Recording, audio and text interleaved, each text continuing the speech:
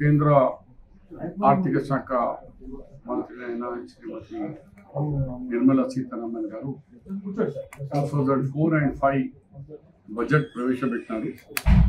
ఈ బడ్జెట్లో తెలంగాణకు కూడా చాలా అన్యాయం జరిగింది. తెలంగాణతో సహా మైనారిటీస్ ఈ దేశంలో 15% ఉన్నారు.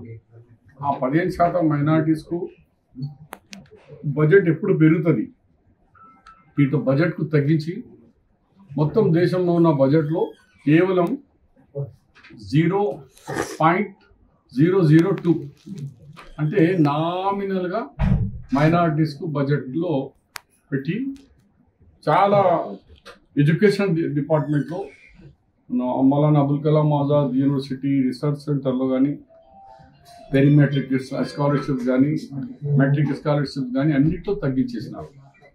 ఒకవైపు ప్రధానమంత్రి గారు దేశ్ కా వికాస్ అందరు కలిసి వికాస్ చేయాలంటాడు. వికాస్ విశ్వాస్, కానీ విశ్వాస్ లేదు, వికాస్ లేదు, ఇవి రెండు కూడా లేదు. కాబట్టి ఆయన ప్రధానమంత్రి అయినప్పటి నుంచి అబద్ధాలు తప్ప ఇంకో ఆయన నోటి నుంచి వేరేది రాదు.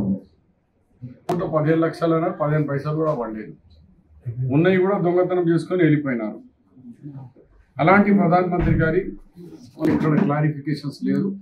కాబట్టి ఇది నిరాశగా ఉంది తెలంగాణ ప్రజలకు, మన దేశంలో ఉన్న మైనారిటీస్కు. ఈ బడ్జెట్లో మేమందరం నిరాశ చెందుతున్నాము. ఇప్పుడైనా ప్రధానమంత్రికి చెప్తున్నారు, దేశ్ కా వికాస్ విశ్వాస్ అంటున్నారు.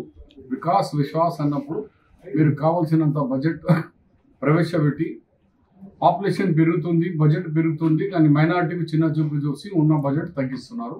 అది మానేసేయండి అని ప్రజాస్వామ్యం పద్ధతుల్లో అందరినీ దేశం ముందుకు పోవాలంటే మన శరీరంలో అన్ని భాగాలు ఉంటేనే ఉంటుంది. లేకుంటే ఏ ఒక శరీరంలో ఒక భాగం చెడిపోతే దాన్ని హ్యాండిక్యాప్ అంటారు. అట్లా హ్యాండిక్యాప్ కాకూడదు అని నా ప్రధానమంత్రితో నేను డిమాండ్ చేస్తాను.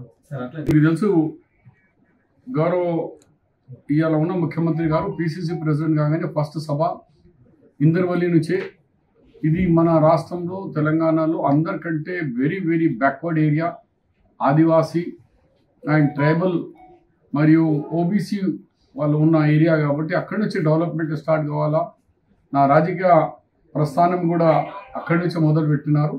మళ్ళీ దానికి దృష్టిలో పెట్టుకొని ముఖ్యమంత్రిగా 52 రోజుల్లో పూర్తి, ఇంకా 2 నెలలు పూర్తి కాకముందే ఆయన ఎక్కడ వాగ్దానం ఇచ్చాడో అదే ప్రాంతం నుంచి ఇందర్వల్లి నుంచి దాదాపు 1,00,000 పైన జనంతో అక్కడ బహిరంగ సభతో సహా ఆ ఏరియా ప్రాంతం అభివృద్ధి ప్రాజెక్ట్స్ కూడా, పైలట్ ప్రాజెక్ట్స్, అక్కడ ఒక స్పెషల్ డెవలప్మెంట్ ప్రోగ్రామ్స్ కూడా అక్కడ మొదలుపెట్టే కార్యక్రమం గౌరవ ముఖ్యమంత్రి గారు రేపు అక్కడనే స్టేజ్ మీద ప్రకటన చేయబోతున్నారు. 2 లక్షలు దానికి భాగంగానే నిన్న నేను కూడా ఉన్నాను. ఆ ప్రోగ్రాంలో 7 లక్షల నర్సెస్కు మేము ఉద్యోగాలు ఇచ్చినాం.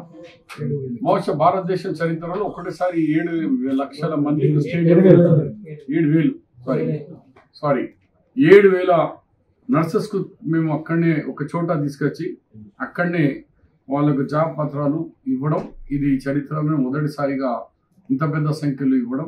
దాంట్లో మా కామారెడ్డికి కూడా దాదాపు 169 మందికి ఇక్కడ నర్సెస్ కూడా సర్టిఫికేట్ ఇవ్వడం జరిగింది. అన్ని వర్గాలకు ఇచ్చినాం, రోస్టర్ పెట్టినాం.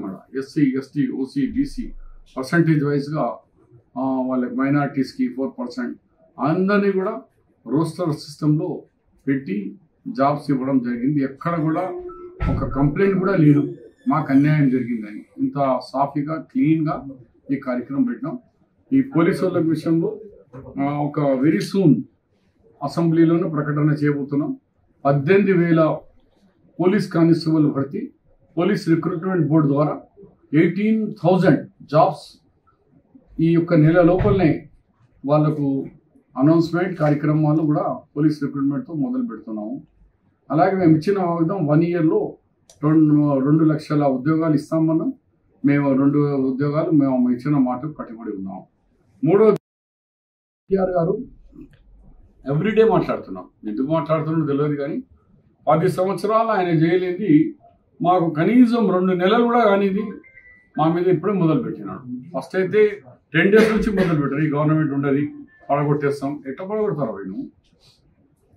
మీరు పడగొడతావా? మేము పడగొడతాం. చూడండి, రాబోయే దినాల్లో మీ ఎంతమంది ఎమ్మెల్యేలు పారిపోతారు. ఇప్పటికే చాలా మంది ఎమ్మెల్యేస్ మాతో టచ్లో ఉన్నారు, కానీ మా హైకమాండ్ అంటున్నద్దు, పార్టీలు ఫిరాయింపుడు ఉద్దేశంతో ఎంకరేజ్ చేయకూడదు అన్నారు. కాబట్టి మేము ఇంకా ఆపి పెట్టాము. ఎనీ మూమెంట్ బీఆర్ఎస్ మాత్రం రాబోయే పార్లమెంట్ ఎలక్షన్ ఒక సీట్ కూడా రాదు.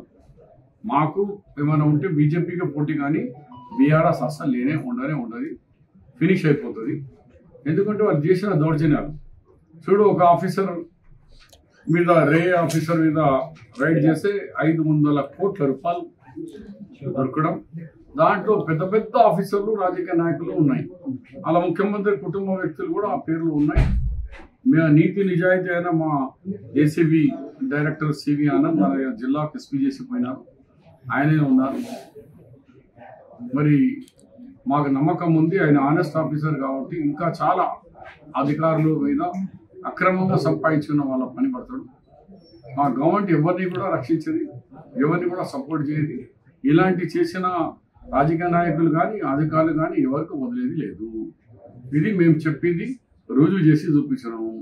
ఇవాళ ఒక ఆఫీసర్ దగ్గర 4 నుంచి 500 కోట్ల రూపాయలు దొరకడం అంటే మామూలు ముచ్చట కాదు. ఈ 10 సంవత్సరాలు ఈ కేటీఆర్ కుటుంబం రేపు అందరూ కూడా ఈ సభకు రావాలా. కామారెడ్డి నుంచి నిజామాబాద్ 2 నాది కాన్ఫరెన్స్ అయిపోయినాయి కాబట్టి కామారెడ్డి, నిజామాబాద్, నిర్మల్ నుంచి దాదాపు 500 మంది మా కార్లలో ఈ ర్యాలీకి అటెండ్ చేసేందుకు వెళ్తున్నాం. Thank you.